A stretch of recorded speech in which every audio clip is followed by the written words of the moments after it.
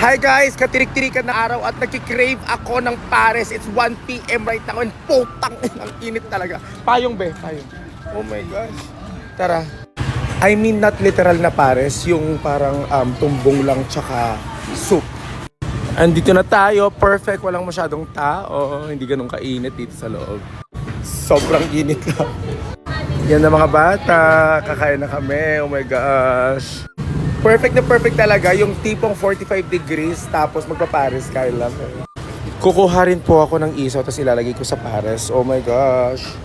Ako 2 isaw, kuya. Pilian nyo ako yung maganda, ate. Kasing ganda ko daw pero mapait. Ang sarap. Ito yung masarap na mantika. Oh. So mag-order ako ng extra beef na ganito tapos extra tumbong. Walang noodles, ate, yung sabaw lang. Sarap ng bone marrow, OMG. Yan na. Thank you so much. Ayan, oh my God. Ito yung tumbong. Yan na.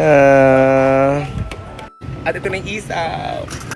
Yan na, thank you. Ako? Diba, try natin yung isaw. May garlic yung rice mo, ma'am? Wala. Kain na tayo.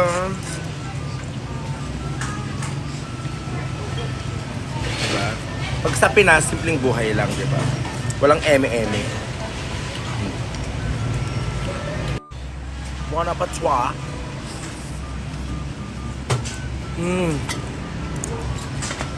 Tumbong.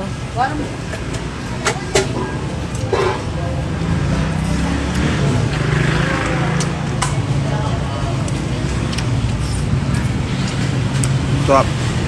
Ate, yung tumbong ba Kapampangan? Yes po. Hindi siya Tagalog. Hindi po. Tumbong. Puwet yun, di ba puwet? Bali, bituka po. Bituka.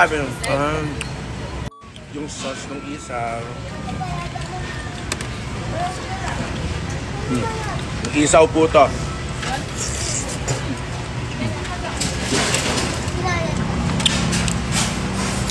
Sumayle. Kaya po.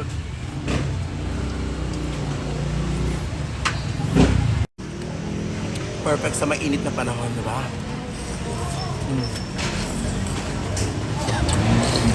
Nagpamantika yung mukha ko.